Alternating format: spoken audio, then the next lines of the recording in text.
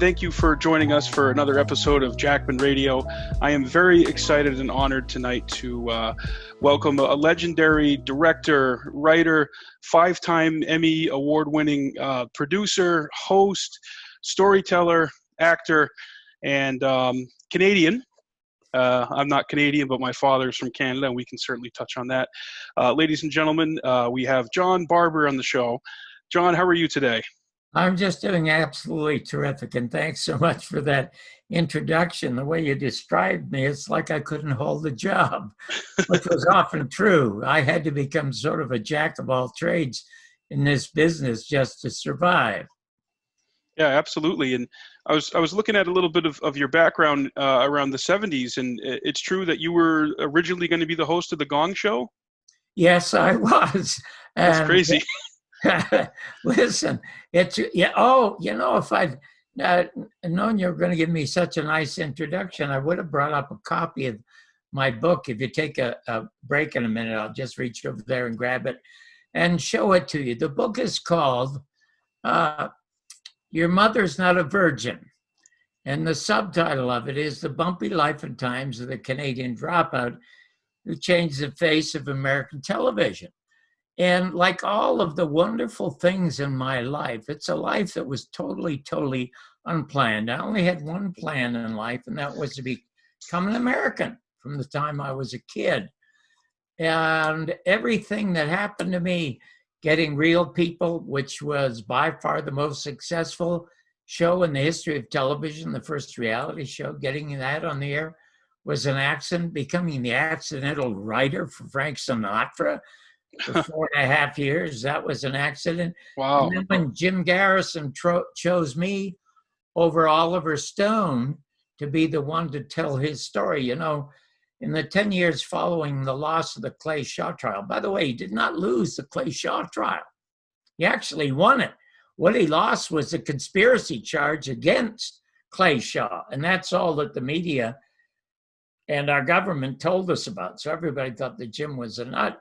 But he actually, in 8 minutes, got a convictions for perjury, which we may talk about later. And he actually won the case. So anyway, he chose me over to Oliver to tell his story, because in 1970, when I was the original host of the first news show for ABC on Los Angeles, I accidentally picked up Jim Garrison's book. And it's called The Heritage of Stone.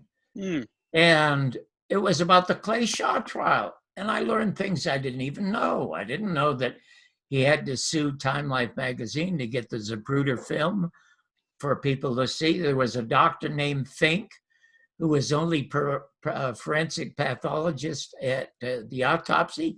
And it was an autopsy that wasn't performed. He said that admirals and generals in blue suits from the FBI and the CIA stopped them from looking at either photographs or x-rays or anything. So if you look in the Warren Report in the 26 volumes, you will not find one. Yeah, all you'll find is this cartoon drawing. Right, that's what I was going to say. Of John Kennedy's profile and a drawing of a bullet going through him and then through Connolly. Well, it's all Saturday Night Live nonsense. He solved the case. It is now a current cold case in the Justice Department, and everything that is wrong with America now could be solved by opening that case, because it unravels anything. Anyway, that's where the title of the book came from. Because listen, I'm a storyteller. I'm not a conspiracy theorist, and I just love to tell stories, because when I was a kid, it's funny, I asked you when the show started if you had a clean face before this lockdown started. And this was a result. This shrubbery is a result of being quarantined. Well, me, partially. I feel like I've been quarantined all my life. I was born in the charity ward of the Salvation Army Hospital. I was abandoned when I was 6, and I was out on the street. And the thing that kept me going was, first of all, hockey, and secondly, going to the movie theaters to see 2 movies for 5 cents at the Manor Theater, and then going to the library. And I knew where the library was because it was right across from the police station where I spent most of my time. I was a real troublemaker as a kid, because when you come from a broken home and you're looking for attention, you're not looking for attention by playing the violin or the piano or doing something wonderful. You just do something awful. And I did a lot. I snuck into the United States twice. I was deported once when I was 17, and I was deported again when I was 29, but I kept coming back. And in 1942, I was handed my citizenship papers by Senator John Tunney of California. Anyway, if you want me to tell you how I came about the title of the book, because I don't want to do a half-hour monologue here because I want to hear your voice. And I'm curious about why you picked me to call to talk to. Well, a couple years back, we were in touch. I think I reached out to you when I ordered your sequel to the Jim Garrison tapes, which is called the American Media and the Second Assassination of President John F. Kennedy. And I was just so blown away after watching that documentary that I wanted to. Let me tell you something. As a former critic, I was a first person in America to review movies on television. I was 10 years a film critic at Los Angeles Magazine, and then 5 years at NBC. So I say this as a critic, not as a writer, producer, or anything. The movie you just mentioned is by far the most important documentary ever made in America. It clearly proves that Jim Garrison not only solved the case, but he pointed out the birth and purpose of fake news, which still plagues us today. Now, when I started to make this film, I called a lot of my producer and writer friends in Hollywood. And I said, what's the most important movie ever made in America? Now, if I asked you that, you're probably a film buff, even though you look awfully young. You probably love old movies. So if I were to ask you, what's the most important movie you ever think you made in this country, what would you say? Probably Citizen Kane off the top of my head. Everybody says it because it is probably the greatest movie ever made in this. And I look a little bit like Orson Welles, I'm told. So yes, you do. As a matter of fact, he put on so much weight in his older years. He should have been called Orson Swells. Well, I'm trying to lose weight, but he is a large fellow. You don't look like you're on his diet, anyway. But in any event, they came up with Gone with the Wind, Citizen Kane, of course, all great movies, absolutely no question. Every movie that Stanley Kubrick made was an absolutely great movie. Yeah. But not important, just great films. Something important is something that changes the society and improves the society in which we live. Oh, JFK then, 1991, Oliver Stone. That's it. The only movie that did that. Because of that, we got the John Kennedy Records Assassination Act passed. And when Poppy Bush was president, which is ironic. That's right. And last October, according to congressional mandates, all the files were supposed to be released, but Donald Trump, he caved into the Central Intelligence Agency, and we will never see them. That's what I wanted. That was one of the questions I was going to ask you, John. Isn't it funny, Trump always talks about how he's fighting the deep state and he's against the deep state, but he can't even go up against the deep state from 57 years ago. So how is he going to do anything about the swamp in the deep state now if he can't even release the Kennedy files? Let me tell you something about the deep state. There is no deep state because congressional investigations have proven that the Central Intelligence Agency has taken over literally every aspect of American life and culture since the 1950s. And it began with Project Mockingbird when they took over the entire media. They aided and abetted the murders of John Kennedy, and then they covered them up. They're involved in the military. They're involved in politics. They're involved in religion. They're deeply involved in Hollywood. They're involved in the internet. They own most of the internet. The United States has become the deep state. So there is no deep state. And Donald Trump does not stand a chance because Listen, let me tell you something. I was looking forward a few years ago to having Roger Stone on my show, and he was going to come on my show, and there was an accident or a plane, something or other, and he couldn't make it. And this is what I wanted to talk about. He was Trump's closest friend and advisor for 3 years. He was a guy who was a braggart and a criminal who worked on behalf of doing dirty tricks for Richard Nixon to such an extent he has a picture of him stenciled on his back. He wrote a book that got widespread publication saying that Lyndon Johnson was the mastermind behind the assassination. He was not, because that's a question I posed to Jim Garrison. Jim Garrison is so smart. He said, I'll never speculate, John. I only give you proof. But I'll speculate on this because he had to distance himself in case they screwed up.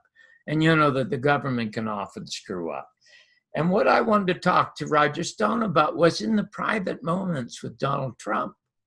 No question, they talked about that book. And was Kennedy involved? Was Johnson involved with the murder? He probably had knowledge of it, but he distanced himself from the planning. Alan Dulles was the architect of the film. And if we talk about this a little further, I will tell you that Jim Garrison's one speculation, not in the film, came from, did you see Executive Action? I haven't seen that one. I actually just watched for the first time the Warren Beatty one, the one where he's framed, kind of like Sirhan, that came out in the. Oh, you know what? What it was? Oh, I'm trying to remember the name of it. The. Oh, Jesus! Oh, what a. I was offered the part of the. I was offered the part of a major part in that film. Oh, really? Yeah. Oh my gosh! Please. Please remember it. It's a terrific film. What? Oh, Parallax View. Parallax View. Okay, now, the name of the writer-director. He did One Flew Over the Cuckoo. He did Kill a Mockingbird, one of America's greatest movies. He got killed by accident in a car accident in New York. I can't remember his name. But when I was working in the mailroom at Paramount, he was a producer, about 2 years older than me. I'm 18 and he's like 20 and he's a producer already.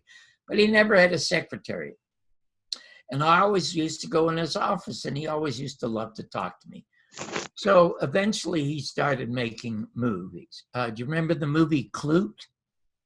Clute. I don't think I ever saw that one. Jane Fonda, one of the greatest murder mysteries ever.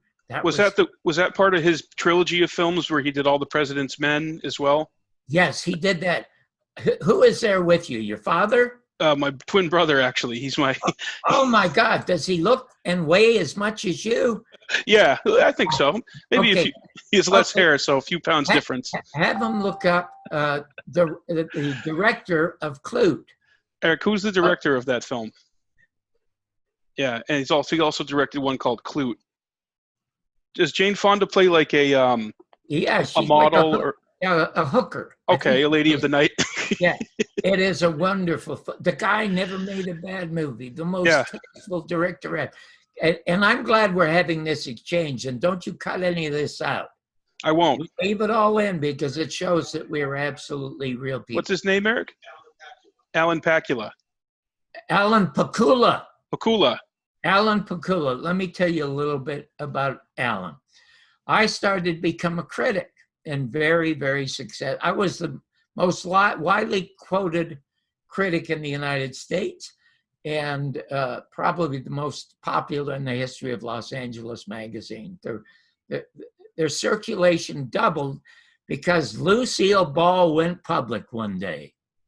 And she says, the one thing I look forward to every single month is John Barbour's reviews in Los Angeles magazine. She said, aside from the guys who write my show, who are the best writers in the world, there's no better writer than Johnny Barbour and my husband and five. So as soon as she said that, the circulation went crazy. We became friends, really good friends. So in any event, I used to get calls all the time to do parts in movies. And some I did. I mean, I got a call from Captain Kirk. William Shatner? I got a call from William Shatner. He's doing a movie of a week called Prayed for the Wildcat. He said, John, God, I love your work. Will you come and do a movie with me? Movie of the week, ABC. And I said, I can't do that, William. I'm a critic and it's a conflict of interest. He said, who gives a crap? It's Hollywood. Come on. I said, okay, I'll do it only for you and only for one reason. And he said, why? One reason. I said, because my son is crazy about Captain Kirk. And when we're on the set, I'm going to tell you a story about my son's affection for you. So I will do it for you. Anyway, I do the movie. It's a 90-minute movie, and it does pretty well. And I play his boss. And I'm wearing this great jacket. But on screen, I look better than he does. So he gets bugged, and he said, hold it. You had real hair. He always wore a wig. Yeah. He said, give me that jacket. So I said, why? He said, we're the same size. Give me the jacket. I'll give you mine. I don't want you to look better than me. I'm the star. I loved him. I just loved him. So I did. And in the film, I fire him. And then he takes off on a motorcycle or something. Anyway, when the movie showed on television, my son was glued to the set because his father was working with Captain Kirk. He looked at me and said, oh, Dad, how could you fire Captain Kirk? So, but I'm going to tell you a cute story about my son. I've known 3 geniuses in my life. One was, of course, Jim Garrison, and one was Buckminster Fuller, who was a scientist who I spent 90 minutes with one morning on the morning show, who invented the geodesic dome, but he was a genius about everything, and my son. But my son was discovered to be a genius when he was 5 years of age at Rio Vista School. I got a call one day from a Chinese-American lady who was an educator assigned by the school system to go around looking for geniuses in LA schools. She hadn't found any for a couple of weeks, but she found 2 in one class in one day. One was my son, she said, another was a Chinese girl. And I said, hold it, he's only 5. How on earth can you tell a 5-year-old is a genius? I mean, it's not like he's like Mozart playing the piano at 5 years of age, for God's sake. How can you tell? And she said, well, we use symbols and we use arithmetic and questions. I said, what kind of questions can you ask a 5-year-old? And she said, well, one of them was, Christopher, what do laughter and tears have in common? And I was stumped. So in any event, I said, thanks so much. I went to school and I picked up my son. And we came home and he sat down with us at the table and have a little bite to eat. And I said, I just got a call from this lady. And she said, you're a genius. And he said, yes, Dad, that's what she said. And about this other nice girl in my class. I said, but Christopher, the question was, what do laughter and tears have in common? And he said, Dad, simple, emotions. I said, where on earth did you get that? He said, Dad, Star Trek. Yeah. There you go. Gene Roddenberry. Yeah, so he screamed when he heard that. And I said, but that's not the end of it. The only bad habit my son had was sucking his thumb as a kid. And he always said he wanted to have nice teeth like me, the nice shiny white teeth, movie star teeth. I said, well, you can when you get older and you can go to a good dentist who can afford some really good dental works and implants, and you can get them. But in the meantime, don't suck your thumb or your teeth won't go out straight enough so that you can have those kind of caps put on. So he sucked it for a couple of more days. And one day we're sitting watching television. 3 of us are in bed. We used to have great time in bed watching TV. And he's like this. So I just reach over and I pull it out of his hand, pull it out of his mouth. And he looks at me and he smiles. And he holds up his left hand. He said, Dad, I have an auxiliary thumb. I said, where'd you get that? He said, Star Trek. So wow. anyway, School couldn't teach you that stuff. Yeah, so I don't. Oh, yeah, we're talking about Alan Pakula.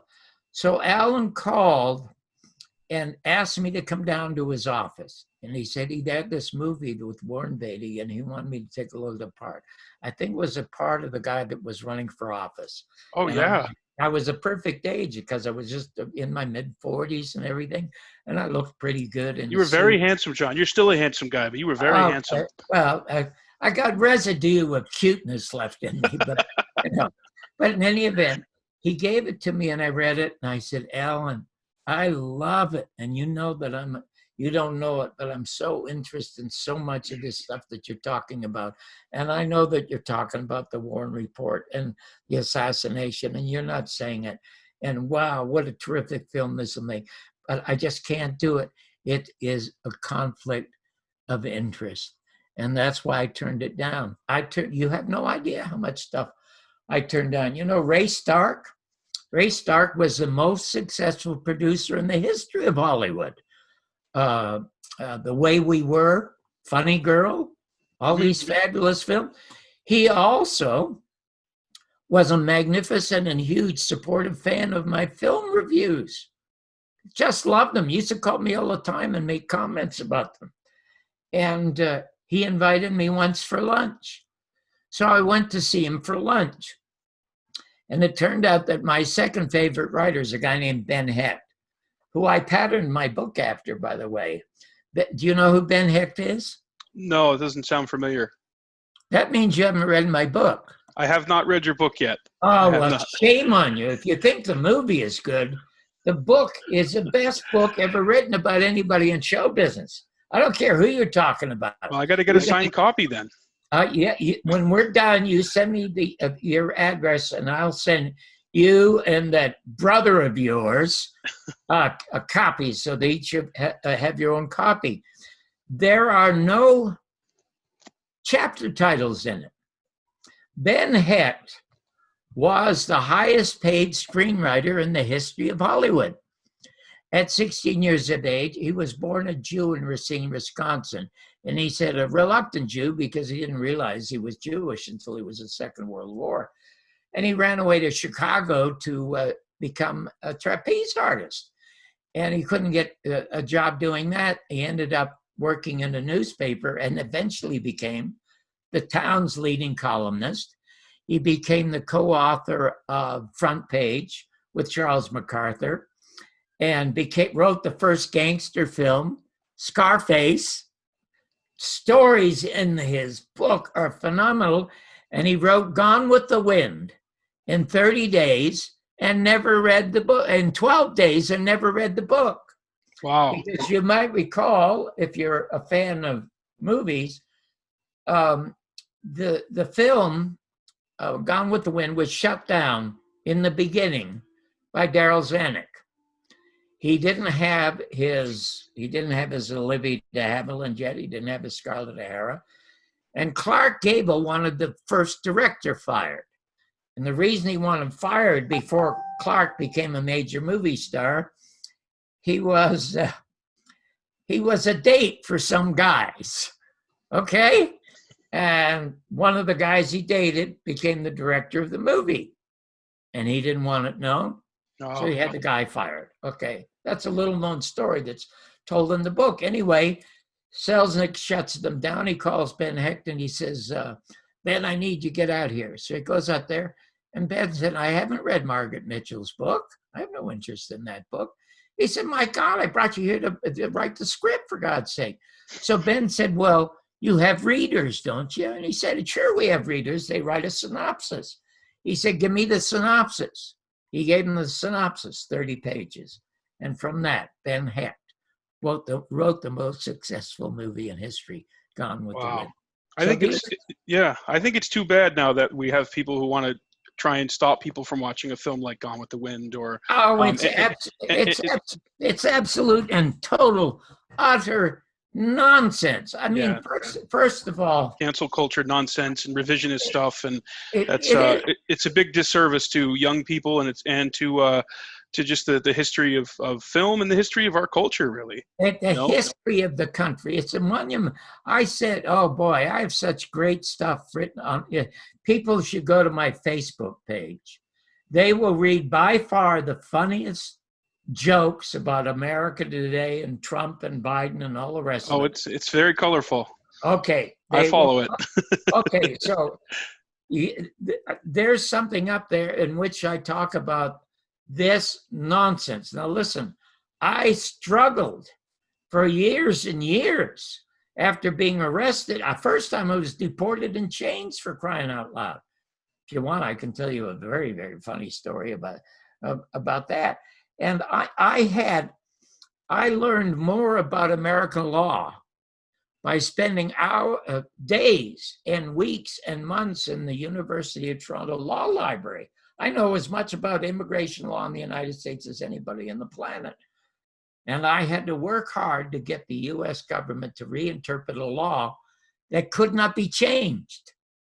Because if you are accused of 2 felonies over the age of 16, you can never be admitted legal to the United States. Right. But I had a bunch of them. So how do I get them when you can't change the law to reinterpret it? Now, one of the things that you can do, you can make a major contribution to the culture. For example, after the Second World War, the US government hired 5,000 Nazis, known convicted Nazis under Operation Paperclip, brought them to the United States, built the space program, and built the Central Intelligence Agency. We live in a Nazified culture to this day. But anyway, back to the business of that. I did want to touch on Jim Garrison. Okay. So your film, the first one you did, the Jim Garrison tapes, that was in 1992 that came out? That was in 1992. Yeah, can you go in a little bit to your relationship with Jim Garrison and I would love to, and I'm going to tell you a story that very few people will know about because of the character of the quality of Jim Garrison. My mentor when I started as a stand-up comic was Red Fox. Red Fox was the filthiest comic in America, but he became my mentor. Wow. Because he was one of the classiest and funniest men I know. And one of Jim Garrison's favorite quotes was a line from Red Fox. And that line was, "Heroes ain't born, they're cornered." So in any event, I became cornered by accidentally talking to Jim Garrison, and Jim Garrison became cornered by accidentally talking to someone who was on the Warren Report, who told Garrison in private that Lee Harvey Oswald could have not fired that gun. Hale Boggs. Hale Boggs. I'm glad you mentioned the name. And for years, he said it was Senator Long in order to protect Hale Boggs. And we'll get to Hale Boggs in a minute. So in any event, what happened, I'm hosting the AM show. I pick up this book, Heritage of Stone. It's in Edmunds bookstore on Hollywood Boulevard across from Musso Frank. And I don't leave the store, I read it. My God, look at all this stuff I'm learning. So the next morning, immediately, I get up, 6 o'clock in the morning. It's 9 o'clock in New Orleans. I call the DA's office, and I expect to hear a secretary answer in this beautiful bass baritone voice. And he says, "Hello." And I said, "Hi, this is John Barbour in Los Angeles. Could I speak to Mr. Garrison?" He said, "Speaking." And I got a little excited. I said, "Oh, Mr. Garrison, thank God it's you. I was in Edmunds bookstore yesterday, and I accidentally picked up and read your book." And he laughed. He said, "Oh, John, you must be the second one. I only sold 2 copies." I love the great sense of humor. Unbelievable sense of humor. Actually, it was a major bestseller. So I tried to talk him into coming on to the show. And I said, "We're live, and I'll talk to you for a half an hour. Then I'm going to open the phones for an hour." We're the first show in the country to open up a news show to guests, and people will just flood to talk to you. He said, "John, you'll never get away with it." I said, I certainly will. I got the #1 show. I just had Governor Reagan on, Cesar Chavez, Muhammad Ali, all the biggies are on the show. Highest rated show that ABC has as a news show. And he said, they will never let me on any show. And I said, listen, I'll get all the reservations made. We won't even announce it. You just show up. And he agreed to do it. So we started chatting. And he said, John, you know, it is 1970. It's 6 years after the Warren Report. Do you know that the Harris polls just concluded 82% of all Americans do not believe Oswald either did it or acted alone? And I said, my God, Mr. Garrison, if that's true, why aren't people out on the streets? He said, well, you didn't see the second question in the poll. I said, what's the second question? He said, the second question is, would you like to see a further deeper investigation that involves questioning and investigating the CIA and the FBI? And I said, and? He said, guess how many people said they wanted that? I said, how many? He said, 20%. I said, you're kidding. He said, what does that say to us about Americans? What does it say about us? And this is where the title came from. I just blurted out, well, I'll tell you something, Mr. Garrison. I know what it says to me. I know what my mother and father did in the rumble seat of the car, because they had rumble seats then, or on the poker table, or in the alley, or in the bedroom. I know what they did to conceive me. But don't ever tell me my mother's not a virgin.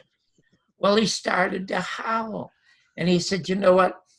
That's almost a quote from my favorite American writer, Mark Twain. Mark Twain said, it's easier to fool people than to convince them they have been fooled. And John, we've been fooled since November 22nd, 1963, so I booked him. The next day, I was fired and he was canceled. Now look, wow. I never thought, I swear, this is a quote of Red Fox. When he was always trying to tell me something was true, he would say, I swear to God, and 3 other white men. So I swear to God, and 3 other white men. I had no idea it had anything to do with Jim Garrison or conspiracies. It's show business I'm in. Right. You know, I'm hired and fired all the time. I work 1 week there. I'm an opening act for Robert Goulet 1 week. I'm an opening act for Bobby Darin another week. I'm on Dean Martin's show 1 week. And that's it. It's over with. So I never thought anything about it. And I ended up becoming the movie critic on Channel 11, another show. And that's how my career survived, becoming a film critic. And I only spoke to him twice after that. Strangely enough, when Sinatra had me on, because I had had a career-long feud with Johnny Carson, a really despicable, insecure, alcoholic, unspeakably cruel, but a very good monologist for the opening of the show. So I can separate the talent from the man.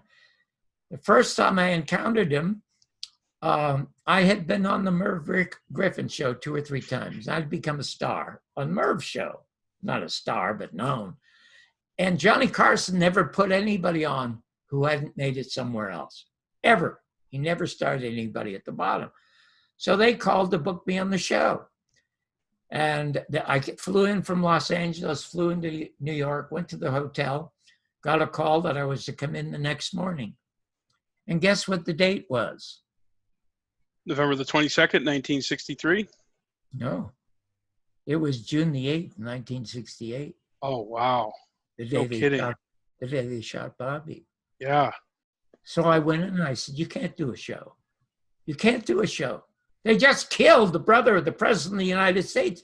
And he says, well, the Americans need to be entertained. They will not be entertained. Somebody had, my hero was Jack Paar. Jack Paar was by far the best late night talk show host. And for a number of reasons. First of all, he was funnier and wittier and more human than Carson.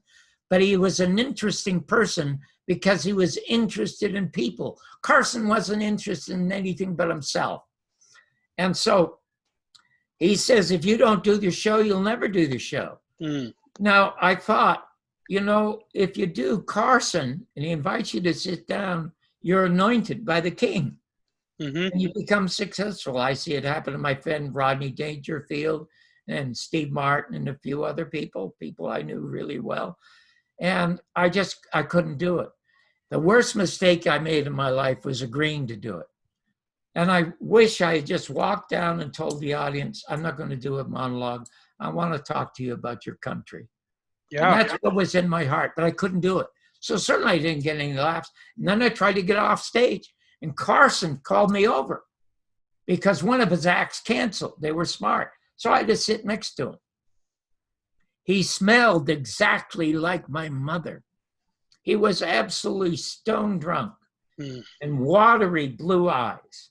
And from that point on, I had nothing but problems with him. And I ended up being the critic on the network where he was. And he always tried to get me fired unsuccessfully. And Francis got a kick out of the fact that we had this feud behind the stages, behind camera. Very vindictive. Yeah, so when Sinatra got to host the Tonight Show one night, he called me. He said, "You're my first guest. Here's Johnny Barbour," he said. So he tried to sabotage me, Carson still, but I'm not going to get into that story. But he did the same thing to Tiny Tim after he had so much success having Tiny Tim on with The Wedding, and he didn't have him on again for, I think, in the early 70s till maybe the late 80s or early 90s, maybe one more time. There was another great Italian comic who was always on his show. Always on his show. Oh, I wish I could remember his name. He was a real close friend. He's still alive, in his 80s, still performing. He wrote a book that wasn't successful, but he told the story about being next to Johnny Carson in a urinal. Let me tell you, when they used to have stag roasts at the Friars Club, they did not allow women. They were by far the funniest, filthiest things you ever saw. And Uncle Milty Burrell was the chairman of the Friars. He had, whenever they had three major stars there from Sinatra and Howard Cosell on, in which he said, "You're going to be the first guy on the Diaz." And one of the reasons they liked me is because I resembled Bob Newhart. I looked real Goyish because most of them were all Jewish, for crying out loud. And I only talked. I never did like I was doing jokes. I just talked, and I was the funniest one every time on that dais because I was the filthiest. Now, I'm not going to tell you what any of those jokes are. One or two of them are in the book. But anyway, when Carson came on, he climbed up on the stage, and the champagne bucket was there honoring Sinatra, and he literally pissed in the champagne bucket. Oh, really? To cheers from everybody, and laughter. And that, he didn't say a word. That's all they had to say was that, okay? That's the kind of person he was. Anyway, the Italian comic had been on his show all the time. So he meets Carson afterwards because he's attending. The Italian comic's going to perform, he's attending. Carson's at the urinal, and the guy's next to him.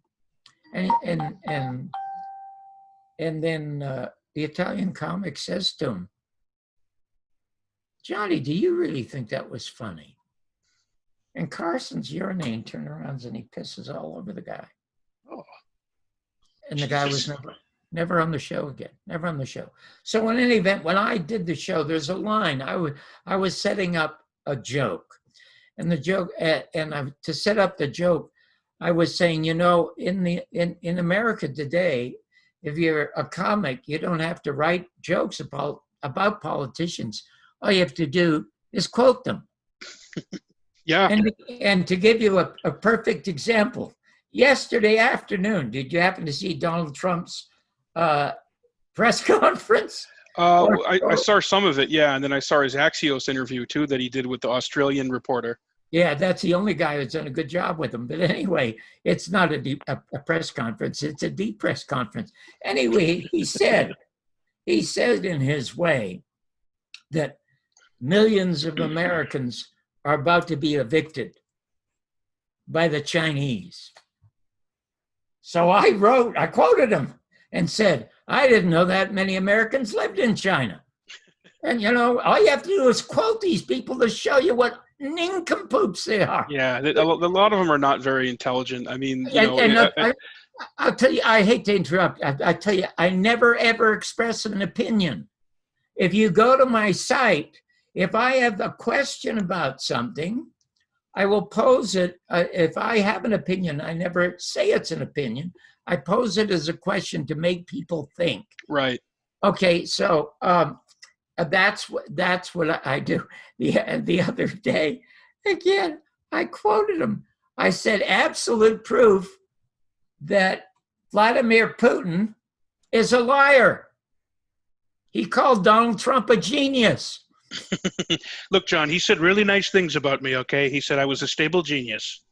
He said really nice things. Yeah, but the same about Joe Biden. I think Joe Biden is making a god-awful mistake picking a woman. You know why? Why? Because one of them has to have some balls. or some brains. So there you go. And in the beginning of this pandemic, or whatever you want to call it, I said, if you want to avoid crowds, just sign up for a Joe Biden rally. Absolutely. He was here in my town. There was like 30 people at the same venue that Bernie did an event at, where there was almost 1,000. Yes. And again, Bernie made the most major blunder when he caved into Hillary Clinton in 2016. Absolutely. He totally sold out. Well, yeah, he had as many adult supporters as Trump, but he had all the young people.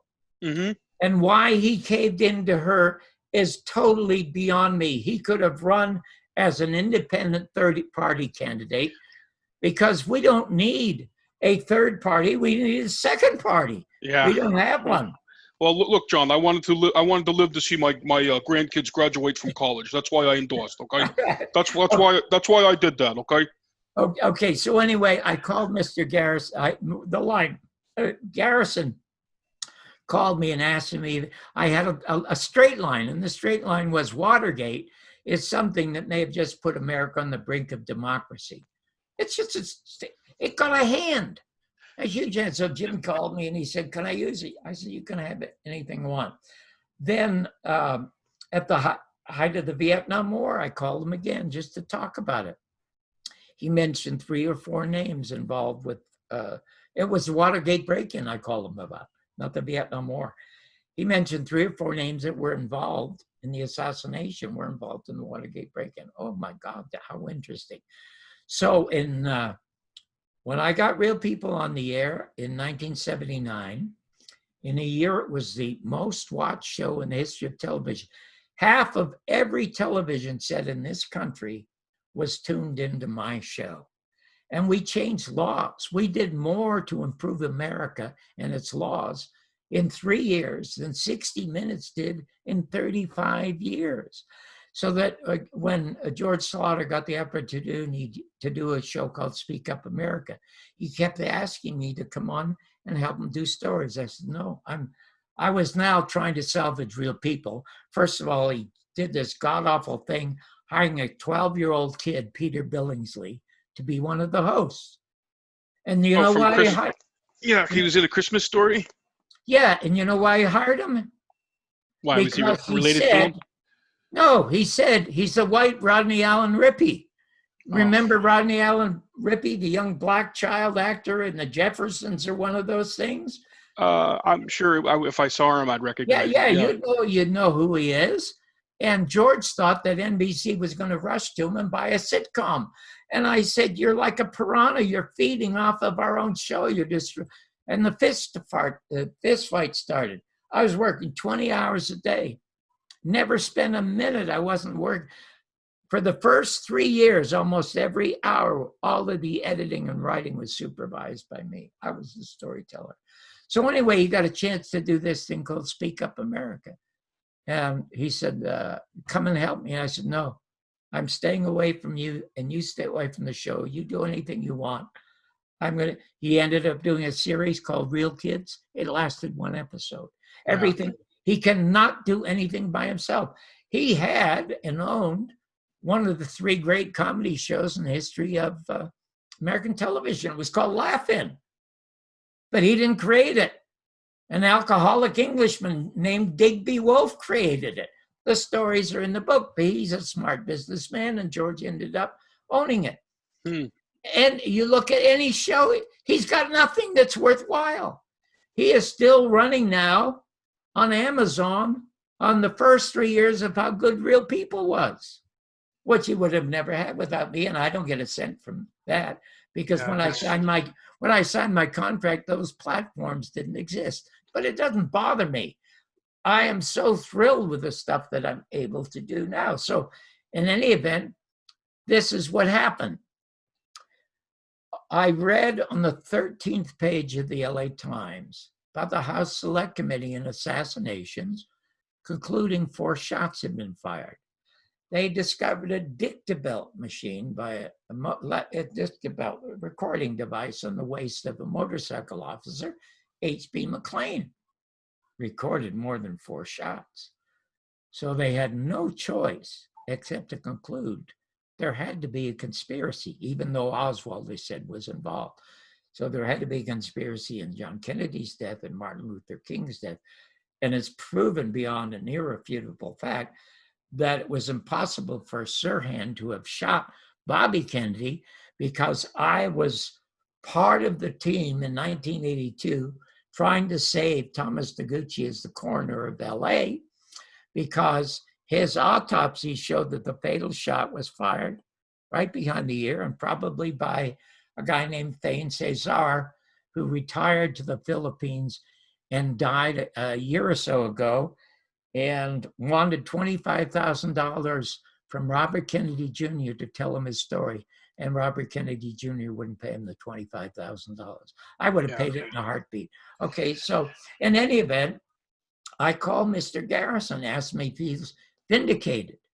And again, this is how he replied. John, I feel like a blind man who's gotten a very small trophy in a very dark room. Only I know I got it.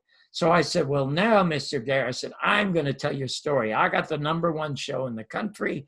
And George Slaughter, that has this other show called Speak Up. I'm going to tell your story on Speak Up. I'm going to tell it for nothing.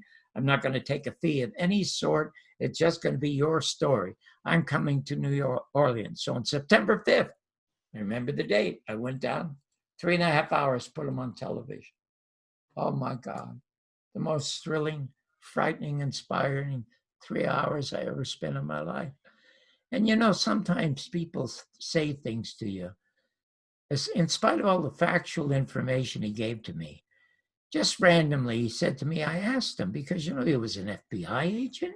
He was in the military. He was at Dachau when they liberated that death camp from the Nazis. It was the only picture in the office, lest we forget.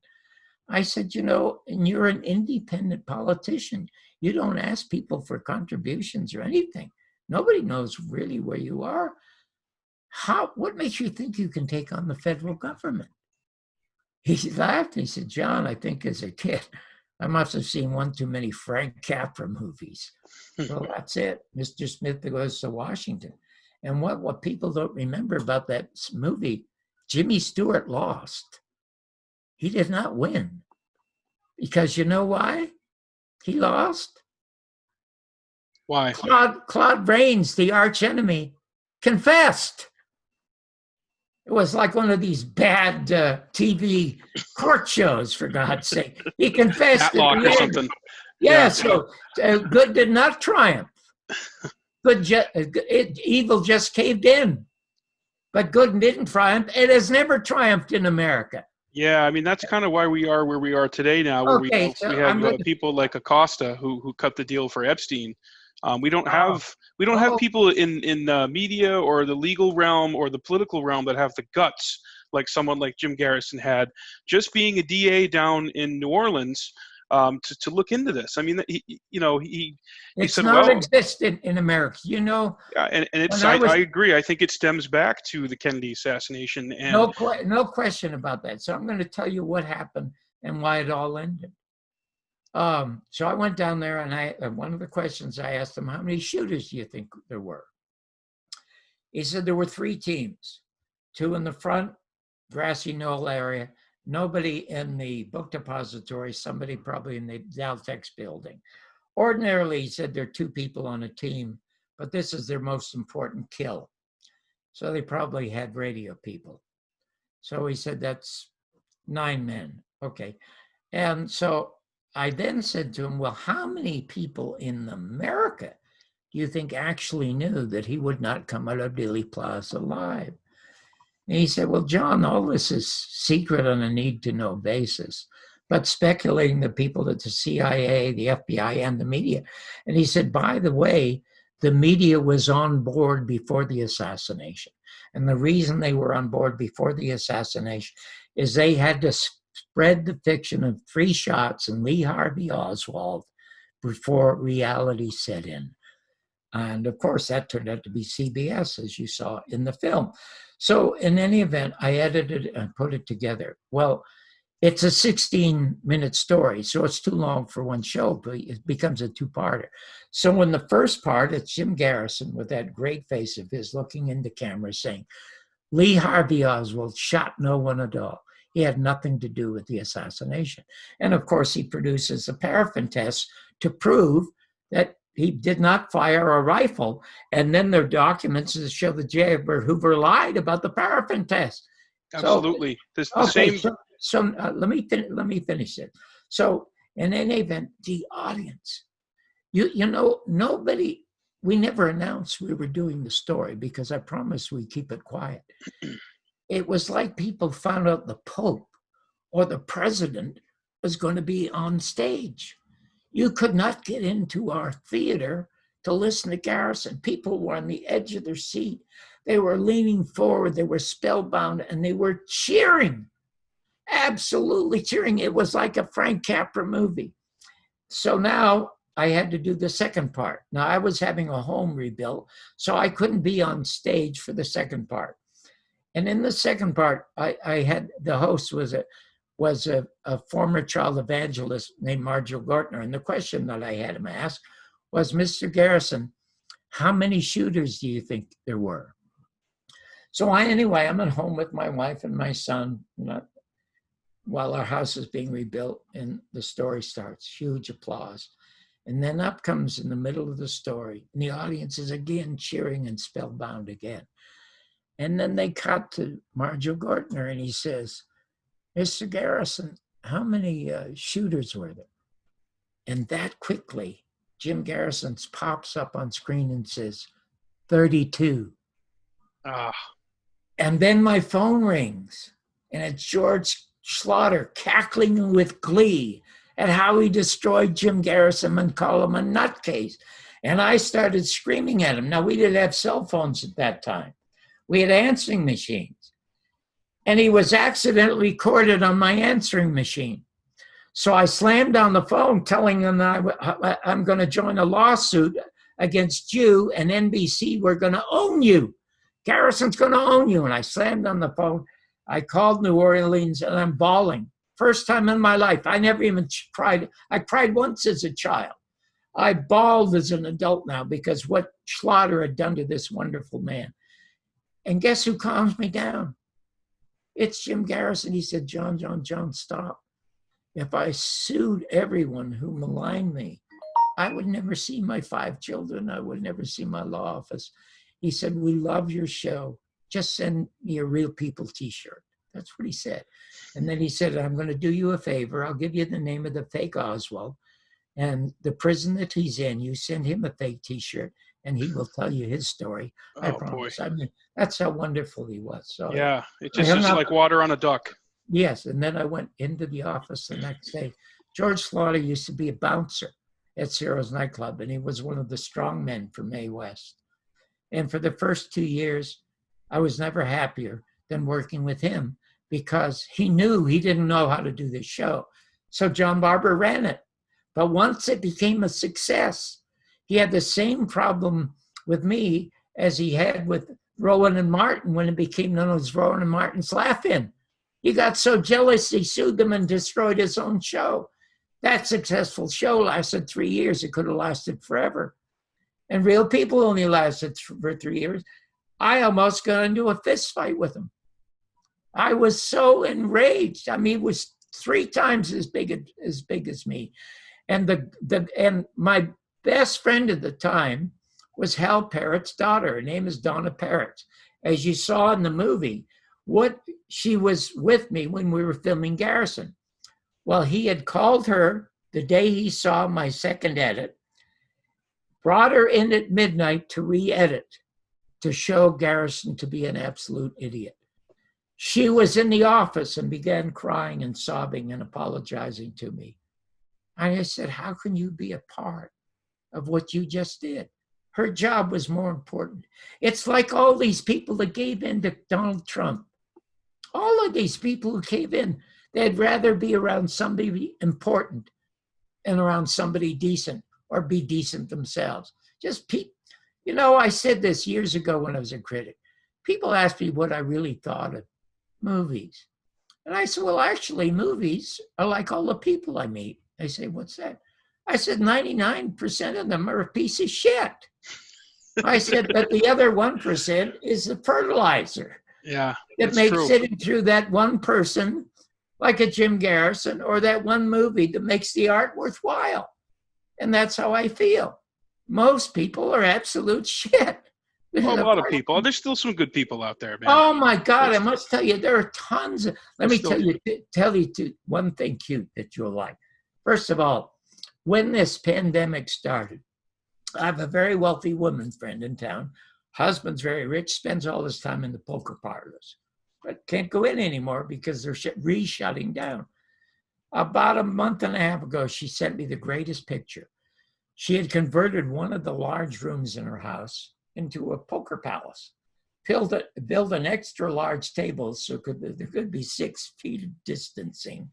And her husband and his 5 cronies were there playing poker. And guess what they were playing poker for? For what? Rolls of toilet paper. The room was filled with mounds and mounds of toilet paper. Now, you said something early on that reminded me of the funniest thing I got. It was sent by a very beautiful blonde girl back in Boston. It's a picture taken in Vegas of the Strip. It's a gorgeous blonde, obviously hooker, with real tight shorts that were fitted by a gynecologist, and sort of a cellophane top that was almost see-through. Gorgeous. And she's leaning into a Cadillac convertible. And she's saying, anything you want for $50. And he leans back and he said, can you cut hair? So I had it cut and it looks pretty good, doesn't it? It does, yeah. Wicked chap. So there you go. So if you've had any last questions or anything, I'm sorry if I did more than a half an hour. No, I appreciate your time, John. That's perfectly fine. Yeah, we're coming up on about an hour, and I guess I just. Are you kidding? Yeah. Oh my God. I guess I would just, earlier you didn't seem too optimistic about the future with the Kennedy case and really with the state of our country. I mean, where do you think we're heading from here, from where we are with Trump and just the state of our country, and whether it be the media and just how, just our culture? Well, I mean, do you mind if I read this? Yeah, sure. Yeah, I'm going to use a naughty word, and I don't like to use a naughty word. And Mark Twain said if voting made a difference, they wouldn't let us do it. So obviously it doesn't make any difference, So I'm sort of neutral about this because I think the country is absolutely and totally beyond repair. I'm going to tell you a little truth about something. That all of the disaster that has befallen, let's take a look at this. If you look at Fox News, they concentrate on what's happening in Portland and point out how horrible the protesters are, right? Now you go over to MSNBC, and they focus on the same pictures, and they concentrate on how horrible that Trump's brown shirts are. But you know what? They have us by the eyeballs. In the magic world, it's called fainting. It's called bait and switch, because while we're focusing on this, while we're focusing on the bottom where we'll never change, those at the top are making billions as you and I speak. It is the greatest financial ripoff of the middle class and the poor in the history of this country, and no one's talking about it. Now, I'll point out how obvious this is. Ever since the murder of Martin Luther King, when the entire country burned down, and then in Los Angeles, the beating of Rodney King, and Watts burned down, and then the murder of George Floyd, and again, America started to burn down. If you take all of the emotional and financial damage done to the United States of America by all of these rioters, it is not 5%, not 5% of what the 1% did in 2008 when they deliberately crashed the economy and stole millions of people's homes, including mine. I had a $900,000 home that was taken away illegally by the Bank of America. $900,000. And there were hundreds of crooks and Wall Streeters identified as criminals. Not one was arrested or went to jail. Now, you may not remember the savings and loan scandal under Bush, when Bush's brother was involved with the massive savings and loan scandal. I'm familiar with it. Yeah, with the Muslim Brotherhood were involved, and then there was a bank of credit. What were they called? The BCCI. That's it. And Bush's brother was involved. 100 prominent people went to prison. 100. But that doesn't happen anymore in America. No. And it will never happen. Okay. So knowing, and I'll tell you, there was a Harvard economist in 2008 said, if you took the trillions of dollars that went to Chrysler, look at it, if you can't sell a goddamn car, go out of business. That's free enterprise, okay? Right. Instead of being bailed out. Okay, so if you took all the trillions that went to Lehman Brothers, went to Goldman Sachs, went to Bank of America, Wells Fargo, AIG. Trillions, yes, and you distributed that amongst Americans over 18 years of age who were born here, every single American would have $465,000. How quickly would that depression or recession be resolved? Because they give you a check $465,000, and you have to spend it all in America by putting half of it into an American bank, buying an American car, buying only American products. It's over with.